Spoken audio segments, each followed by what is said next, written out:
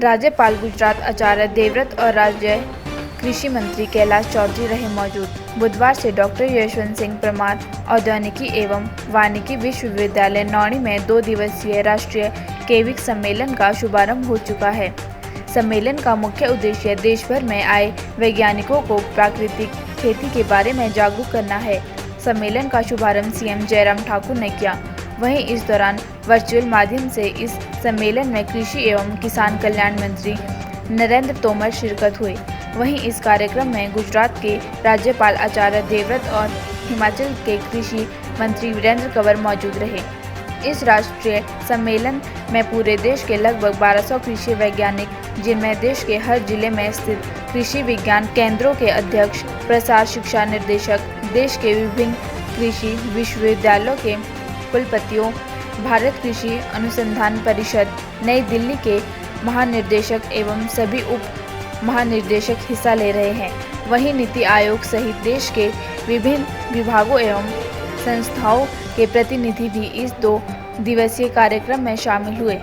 मुख्यमंत्री जयराम ठाकुर ने कहा कि हम कैसे कृषि को कम पानी के साथ बेहतर कर सकते हैं। स्वाभाविक रूप से अगर हमको एग्रीकल्चर प्रोड्यूस जो भी हमको तैयार करना है उसके लिए पानी की आवश्यकता रही, लेकिन इतना पानी हम इस्तेमाल करने की स्थिति में हो जब पानी पीने के लिए ना रहे, जो आज के इस दौर में हमारे सामने एक बहुत बड़ी चुनौती हमारे समक्ष है।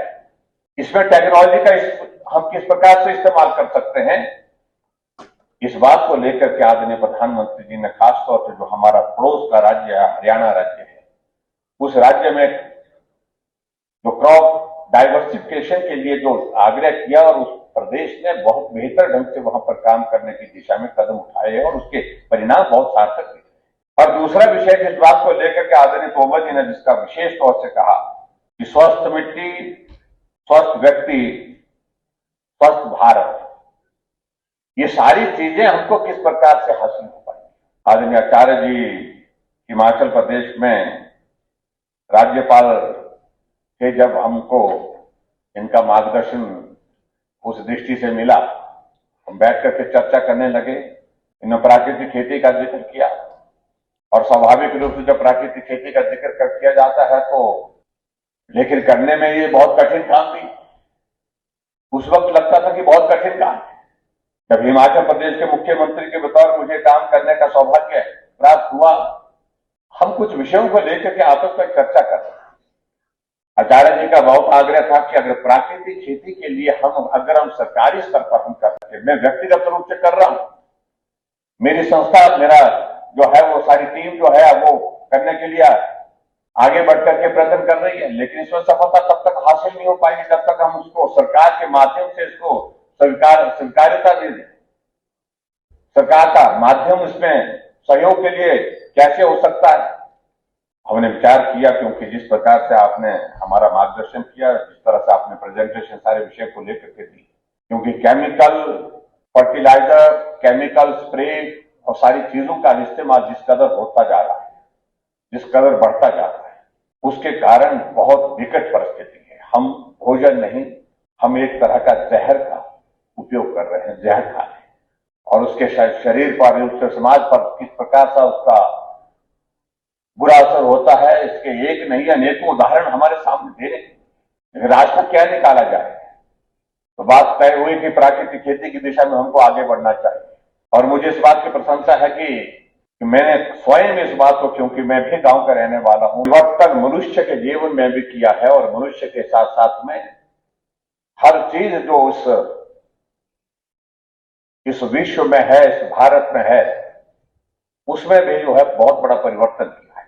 हम टेक्नोलॉजी के माध्यम से हम किस प्रकार से बेहतर परिणाम हासिल कर सकते हैं, इस पर मुझे लगता है कि हमको जिस प्रकार से आदरणीय प्रधानमंत्री जी का विशेष तौर से आग्रह रहता है, उस पर ज्यादा काम करने की आवश्यकता महसूस होती है। आदरणीय प्रधानमंत्री जी का विशेष तौर से एक बात का सदैव कहने का आग्रह रहता है, धरती मां की स्थिति क्या थी, उसका स्वास्थ्य क्या था, पानी का स्तर क्या था, पर्यावरण की स्थिति क्या थी, इस पर हम सब आदरणीयों ने चिंतन करना पड़ेगा। आपके बीच के एक साइंटिस्ट थे डॉक्टर मैने, नाम सुना होगा आपने तो। हरित क्रांति का सूत्रपात भारत में पंतनगर यूनिवर्सिटी से प्रारंभ हुआ था, जो उस समय उत्तर प्रदेश में थी, आज उत्तराखंड में। ऐसा ही है ना? वहां डॉक्टर मैने, जो अमेरिका में पढ़ के आए थे और वो बहुत ऊंचे स्तर के कृषि वैज्ञानिक थे, इस हरित क्रांति में उनका भी बहुत बड़ा योगदान था। पूरा कृषि विभाग इसके साथ में जोड़ने का काम किया। उसका परिणाम है लगभग 2.25 लाख किसान इस समय हिमाचल प्रदेश में प्राकृतिक खेती से जुड़ चुके हैं। अब मैं गुजरात में हूं तो 2 लाख किसान वहां जुड़ चुके हैं।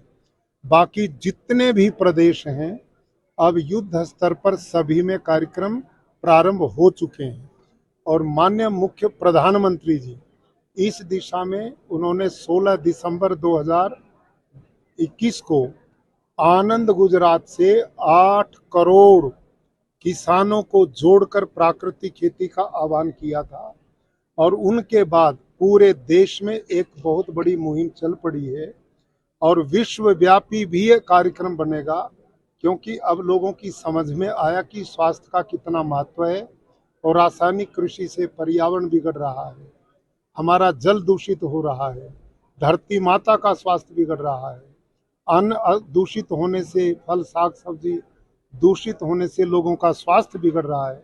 तो इन सब का निदान केवल प्राकृतिक कृषि पद्धति है। इस मिशन को पूरी भारत सरकार ने बजट में जोड़ा है। केंद्र के कृषि मंत्री जी और कृषि मंत्रालय और सारे भारत के कृषि विभाग इस मिशन को आगे बढ़ाने पर लगे। सर, ऐसे दौर में जिसमें खेती जो है किसान छोड़ भी रहा है, ऐसे में प्राकृतिक खेती